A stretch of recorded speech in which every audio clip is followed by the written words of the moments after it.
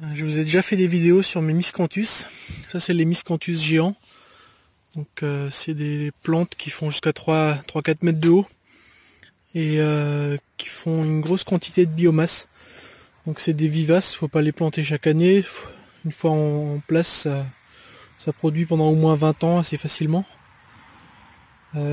C'est utilisé industriellement pour des gens qui ont des surfaces de terrain qui récoltent de la biomasse.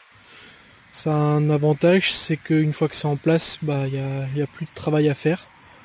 Je crois qu'au bout de la 3e année, ça commence en densité de plantation industrielle, ça commence à vraiment se pailler tout seul. Il n'y a plus besoin de désherber, puis ça occupe tout le sol. Les premières années, moi je le fais pas assez, mais il faudrait désherber mécaniquement pour éviter la compétition, pour que ça pousse mieux. Donc moi mon plan là, c'est de remplir ça complètement, tout ce coin là de miscanthus, et en plus de faire un écran avec les voitures et les voisins, ça me ferait aussi une source de biomasse de paillage. Là on est le 1er janvier.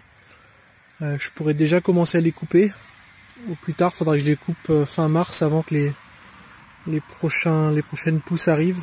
Donc ça se coupe une fois par an. Et là, dans cette vidéo, je vais vous montrer comment je vais en diviser une touffe. Donc ça se divise, c'est stérile, hein, c'est un hybride, les miscanthus géants. C'est un hybride qui a été obtenu par l'INRA pour justement maximiser la production de biomasse.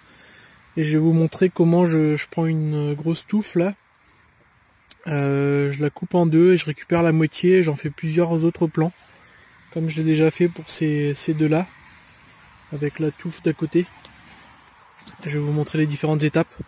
Pour commencer, je vais faire une tranchée autour de la moitié de la touffe, pour faciliter la coupe ensuite au milieu. Alors voilà, la tranchée est faite. C'est une profondeur de bêche et une largeur de bêche sur toute la longueur. Donc ça va me permettre de facilement trancher là au milieu avec la bêche. Ce qui va me permettre d'isoler toute cette partie là. Et ensuite je pourrais détacher des morceaux qui... faudra vérifier que les morceaux soient suffisamment grands pour refaire un plan à chaque fois.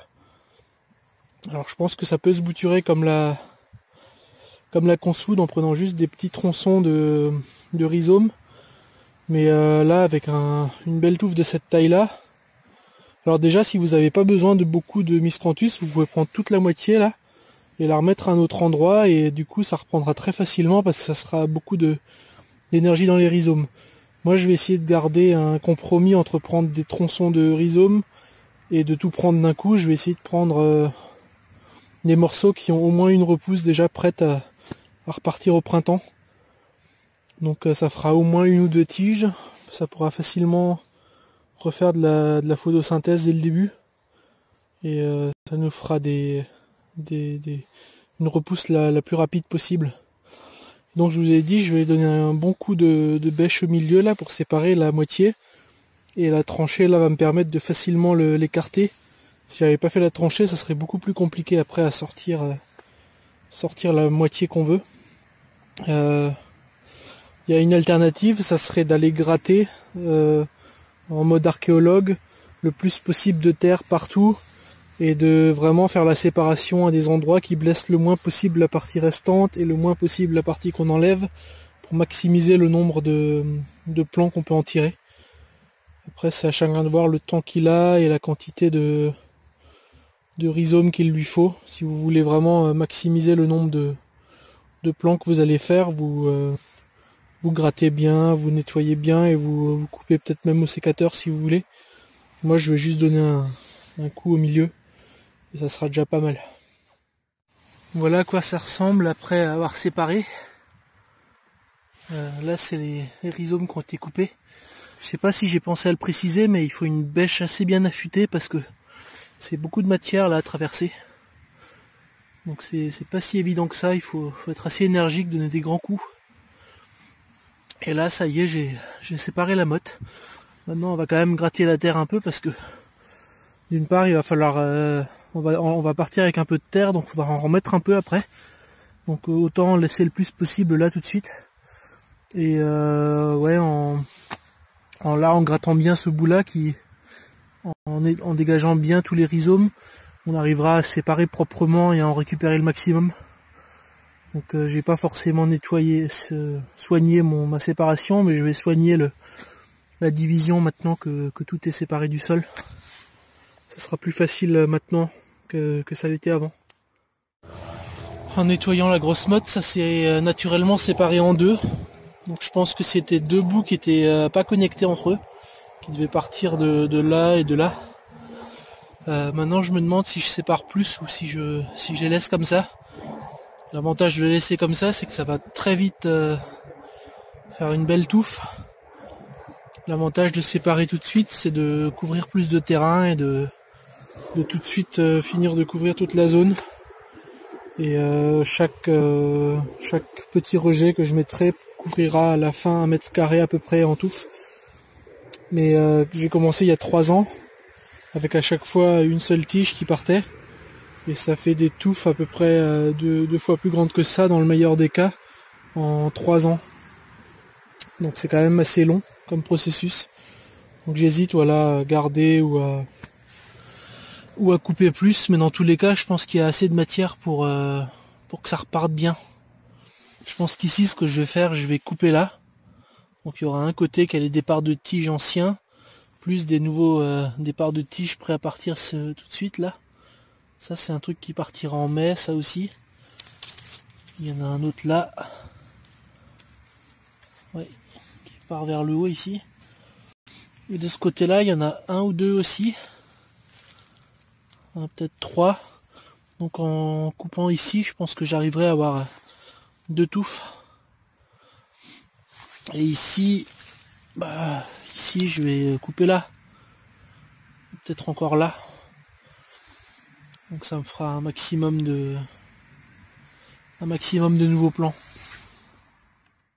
Et donc voilà, après division,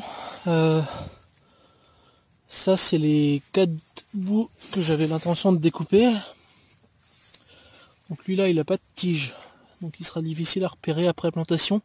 Par contre il a beaucoup de futures tiges prêtes à partir. Lui il en a pas beaucoup parce que je l'ai coupé assez finement, mais il en a au moins une là, peut-être une autre là. Je m'inquiète pas pour lui, il a de l'énergie. Une autre en bas.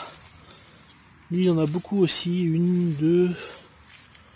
Enfin, il y en a au moins 3 bonnes. Lui il en a une belle ici, une autre là. Et ça par contre c'est des petits bouts qui se sont détachés pendant que j'ai donné des coups de bêche un peu mal. J'ai mal visé.